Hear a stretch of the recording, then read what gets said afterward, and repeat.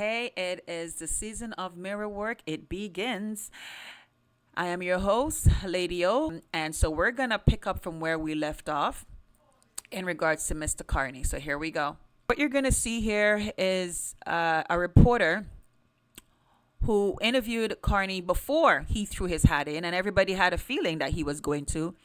And his own word says that,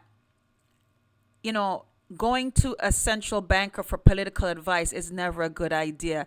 When people talk to you and tell you the truth from their heart, the first time, believe them. After they get a chance to repackage it, formulate it, then they bring it back a different way. No. Hold on, partner. You said getting political advice from a central banker is never a good idea. That came out of his mouth. And all of a sudden now, it's a good idea. When people show you who they are the first time, believe them. I tell that to my clients. As I said, I assist women who are coming out of toxic relationships, narcissistic environments, traumatic experiences. Listen, the signs, the red flags are always there. We ignore it. And then when stuff happens, you're like, oh, and then you're like, no, don't act shocked. Don't act surprised. Let's take accountability. Let's leave the shame and the blame behind. Let's look into the mirror. That's where the mirror work comes in. Let's be honest. The red flags were there. You choose not to see them. You choose not to see them.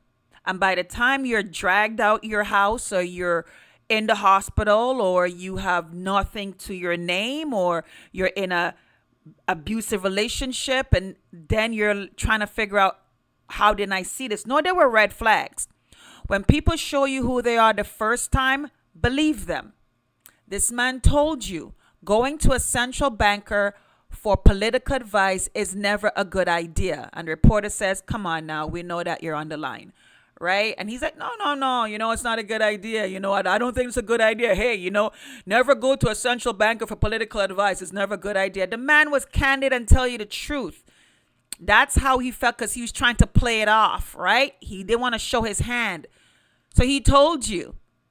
And then he was able to wash his hand, hide his hand again, and then made you believe that you didn't see his hand. You didn't see the cards that he showed you. This man thinks he's so slick that he can show his hand and then convince you didn't see the hand that he showed you. Next clip. So this is content that's been out there since 2023. Many of us have been showing you content, but it wasn't catching nobody's radar. Again, if you're on X, follow this page. A lot of content. Ryan Garitzin. My apologies if I butchered the last name. You see it on the screen? Find him on X. Follow him. He pinned this to the top. And again, many of us were making sense, common sense, but people thought that there was nothing to it.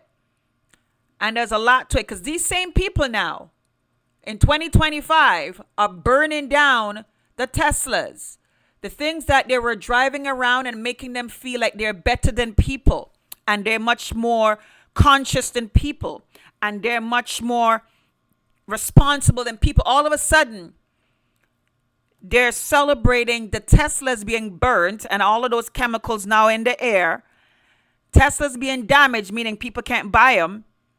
So all of a sudden, the Teslas and this whole movement of climate change and EV vehicles is not that important anymore. The ozone layer burning down, and your country burning down, and you can't leave a burning country for your grandkids, and you shove this down everybody's throat, including the next generation. Believe that the sky is falling, but it's not falling that serious enough where you can just put a pause and destroy the Teslas. The place that you said at one time you had as the holy grail of consciousness, all of a sudden. So you just sent a message again to the young people, just like you did during the lockdown. We told these young people, stay in school, don't do drugs, education's important. And then all of a sudden they saw that it wasn't important, because you allowed a liar to take away their academic pursuits, have their scholarships taken away from them. Nobody's traveling. All of a sudden, education was not that important because we needed 2 weeks, 2 months, 2 years to flatten a curve that all the experts were telling Justin, you're going too far. And he says, no, I'm not. And all of a sudden, the young people realize that I guess education's not that important. You lied to me. Their friends, they're seeing their friends unaliving themselves, depression, anxiety. They're seeing loss of years of, and they're watching you and you're going along with it, telling people that your human rights end where your nose begins. Just buffoonery statements coming out your mouth. And here you go lying to them again, telling them that this thing is so important. And all of a sudden you're like, well, it's not that important.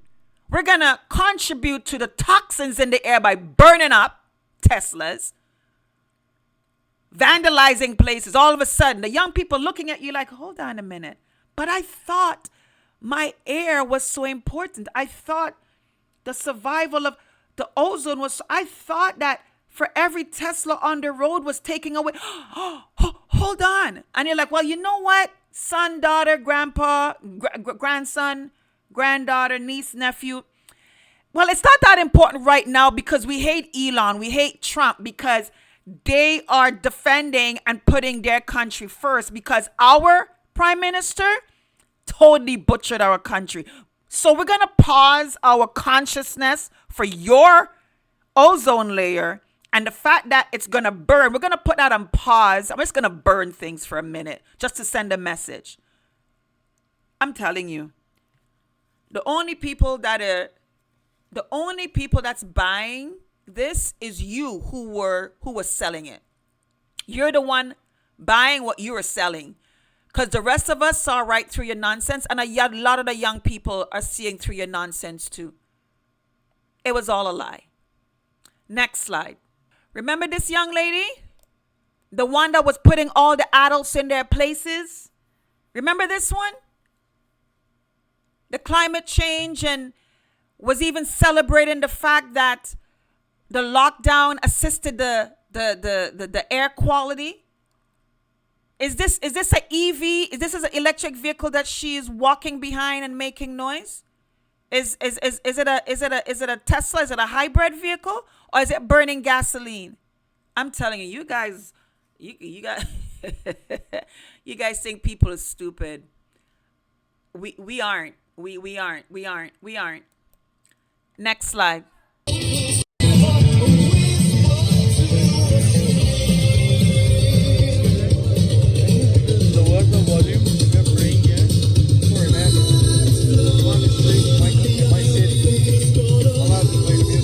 I want. Enjoy it. You guys do what you want to do. I'll do what I want to do. Thank you.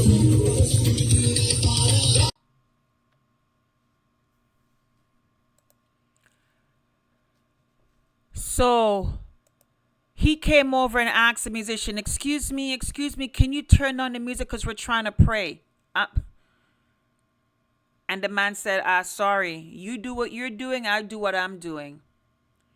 You see, again, he is part of the Canadian crew that says, don't mistake my politeness for you being able to run over me.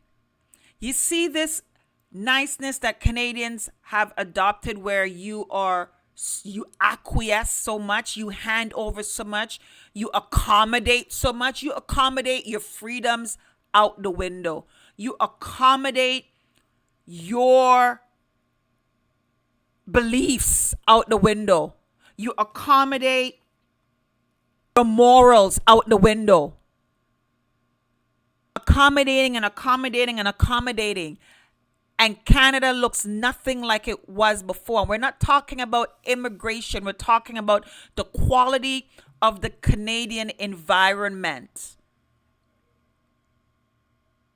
where they're always asking you to accommodate them, and they have no desire to accommodate that which they came into.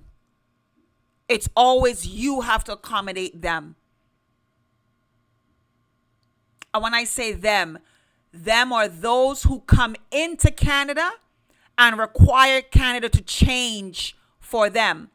And they have no intentions of changing for Canada. I said in one of my many podcasts before, I remember when I immigrated to this country, I was shocked beyond belief where I saw you Canadians allow others not to stand for your national anthem. That's where it started. That's where it started. I came here at age 12 and I was shocked to see that you and your teachers were allowing people not to stand for your national anthem. I was just like, I went home, I was shocked because I know you couldn't come to my country and do that. We let you in. I'm sorry, we're not even asking you. That is a requirement. It's called respect. I was shocked. I was like, what? They have a note, giving the teacher a note that they're not standing for the national. I'm like, I was like, what? Little by little, you start accommodating. Then we couldn't pray in schools. Oh, another accommodation. But hey, you can pray if you allow us to pray. But we came and we're not gonna allow. We don't want to hear your prayers. The prayers that has allowed your country to be so amazing that we want to come. We say no, no, no, no, no.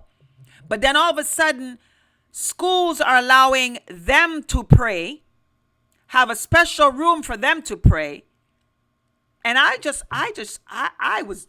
start watching you Canadians just accommodate and accommodate and accommodate away. And then there was the social services. When I came, we didn't have no instant health care. My mother didn't get no instant, back then they call it baby bonus. There was no retro. There was no instant benefits. You were just thankful that you were here to now make life better. We had a 6-month wait period where you had to pay into the system. You had to work, you had to pay into the system, and then you could start getting any type of health care. There was no way around it. There's no wiggle room around it. All these different type of benefits now that they've created, it's just jaw-dropping. Like it was hard to get here. Oh my, you couldn't send for no family member. Even if it was for child care, they'd be like, listen, we have people here for child care. We don't need to bring in. There was no lack of pooling. And then little by little, we start to see certain essential services no longer be pursued. So now you are going to get a void where now you have to bring in foreign workers for things that Canadians didn't need at one time. You don't need to bring in foreign workers for minimum wage jobs that you have so many Canadians here that can do. But what happens? You have employers who bring them in and they're not being paid. They're not, like, it is so incentivized to make businesses break the law, and then you're upset when you make it easy for them to do it. You can't be upset that they're going to take advantage of it. The immigration system has never been the problem. It's the government, the liberal government, who broke the system that's created the problem. I remembered when you came to Canada, you had to know how to speak English. But again, here you are accommodating. They don't have to even know one lick of it. Now we have to go above and beyond to understand them. We have to create new jobs and new interpretation systems to speak to them. They don't have to speak one lick of English or one lick of French. They come as they are, and we have to accommodate and create translation. I remembered, I came when I was 12. By the time I was 14, I started to see Asian language on our banks. And I was like, I'm sorry, are we in China? All of a sudden, you start making allowances where they didn't have to put English language on their stores. You walk in and they don't speak your language. Everything about the store told you it's not for English speaking people. Like Canada started to accommodate and accommodate and accommodate. We're not talking about finding communities that have an ethnic flavor to them. No, no, no, no, no.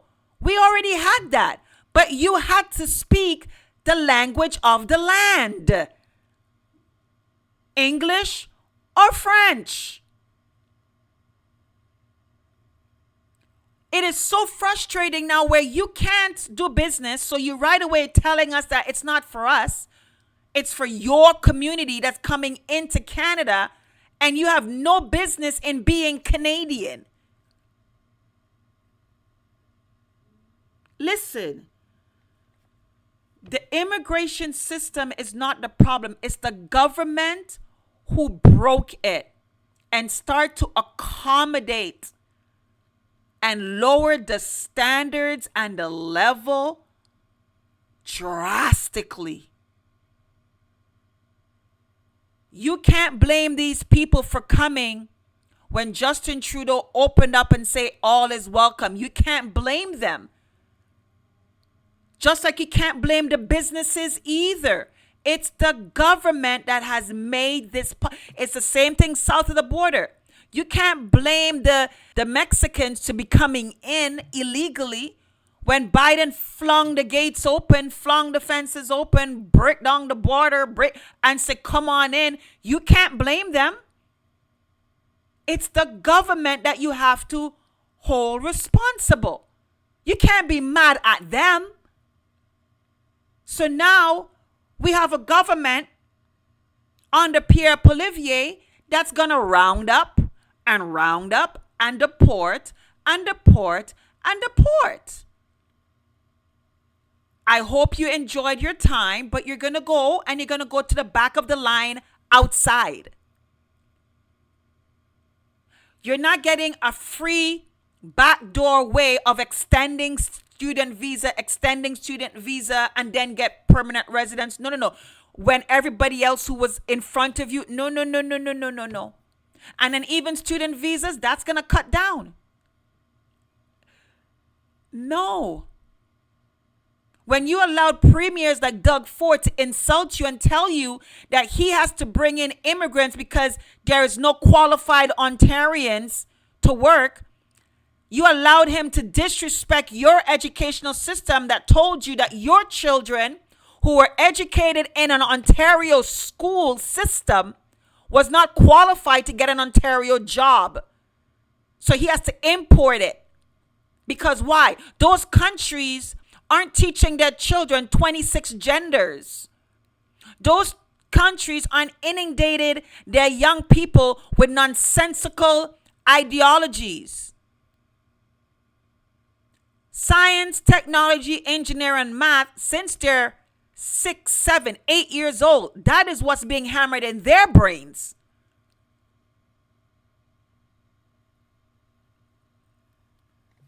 Next slide. So this is the Canadian who just did an endorsement video for Carney saying he's Canadian, right? These Americans who leave Canada, live in America, but apparently they don't like Trump. They're endorsing Carney. So let's hear about him bragging about being American, but he's Canadian. And he's up here endorsed. But again, I'm not mad at him because birds of a feather flock together. Carney has not lived in Canada for the past, 10 years? 9 years? 7 years? He just decided to come up when he heard a little birdie tell him, hey, start transitioning because we're going to get rid of Trudeau. Let's put the wheels into motion. He was good and fine not being here and suffering through what we suffered through. So let's hear this Canadian brag about being an American, shall we? I'm an American citizen now, gratefully so. I gave him a speech about what a great country this is and what a privilege it is to be in this country. Some pretty strong ideals that my British parents, growing up in Canada, and my now American citizenship stand for. I don't take it lightly at all. It's a very, very important thing to me. I love Washington, D.C. I mean, oh my God. Fascinating. It's a great I'm an American citizen now, gratefully so. An American citizen now, gratefully so. Did you hear that? I'm an American citizen now, gratefully so. I gave him a speech about what a great country this is and what a privilege it is to be in this country. What a privilege it is to be in this great country.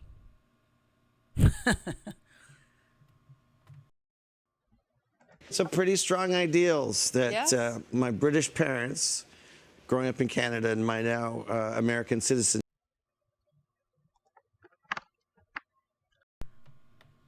My British parents growing up in Canada. Great to be American. My British parents, strong ideals. We grew up in Canada, but my British parents, grateful to be an American. Citizenship stand for. I don't take it lightly at all. It's a very, very important thing to me. I love. Next slide, please. The conservatives were saying for a long time, and liberals were saying no to it. And all of a sudden now, Carney's like, you know what? Those conservative ideas, they're good ones. Yeah, they're amazing. So yeah, we're gonna do it. You know what? How about we just get the conservatives in? I'm sorry, we don't need a proxy government. I know you guys love proxy wars, but we don't want a proxy government. All of the things you're putting in place is what's conservative ideas. So how about we just put the conservatives in charge so that we can just allow their ideas to roll out? Because them sending it to you and we got to wait for you 9 years to finally admit that what we were saying. No, you know what? Why don't you just get out of the way and we're just going to put the source of the ideas in charge. And then you could be in the corner and look to see how it's done. I mean, way, way, way back in the corner. So far back, it's going to take you 2 or 3 generations just to be a party again. You'll have a lot of years to take notes on what it looks like to put Canada first. So by the time your daughter, Justin Trudeau, and Carney's daughter, because you guys already pitched yourself to be politicians, you will have a great idea of what it is to be an elected official with the trust of the people to put them first. So watch and learn how it's done, because everything you're putting in place now is what the conservatives have been saying all this time. So let's just hear, just last year alone, what these cabinet ministers, the same one that Carney has handpicked, these same ones were the ones standing behind this man with no backbone, no conviction, knowing what he's saying is wrong and it's damaging the country, and they stayed because of security for their careers. What you think is going to happen? Well, you think Carney's stupid? Why you think Carney picked the same people? He's not stupid. He's picking people that he sees is loyal to the end. He's picking people that he knows he can trust, that is going to stand behind him and besides him when he turns rogue again. He is looking for men and women with no spine, no ethical compass that he can have in his team. So he wants the same team that Justin had. The only reason why Justin left is because Christia pulled the plug, and Christia is Mark Carney's godson's mother. She brags about him. And then you're going to have, you send back Doug Ford on a provincial level. He already bragged about how much he loves Christia and how Justin was his best friend. And he already endorsed Carney. So what do you think you're going to get again, Canadians, Ontarians? It's a rinse and repeat that's coming right in front of your face. You again have another opportunity to dodge this bullet. I don't know how many chances the good Lord is going to give you to do a course correction. Mark Carney is putting his easily compromised, unethical ministers back behind him. And the new ones that he brought in are the new ones that he knows is going to toe the line. You've already sent back Doug Ford. Olivia Chow is municipal. Just stacking it up. They have one more leg to go. This thing is cycling and making sure it hits so many people, so many levels. It's saturating the globe to make sure that every little ears is hearing it and they have to make a decision. You know how many children were kicked out of their own home because they didn't comply with their parents mandating them to do something? You think this is adults who were tested? You know how many young people were kicked out of their homes because they had a gut feeling and said, I don't want to do this to my body? Listen.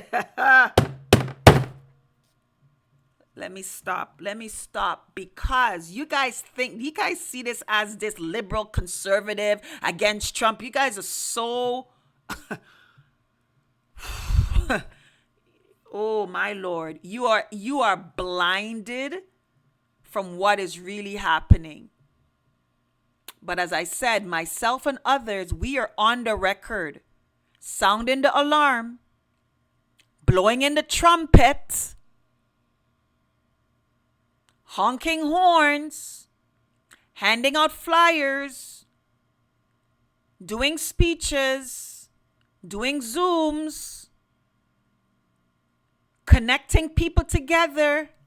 We're doing our part and using the gifts that has been given to us, the talents has been given to us. We decided to use it to be the warning. After the warning comes the judgment. To your own former finance minister, Bill Morneau, who was and remains vocally opposed to the changes to the capital gains inclusion rate.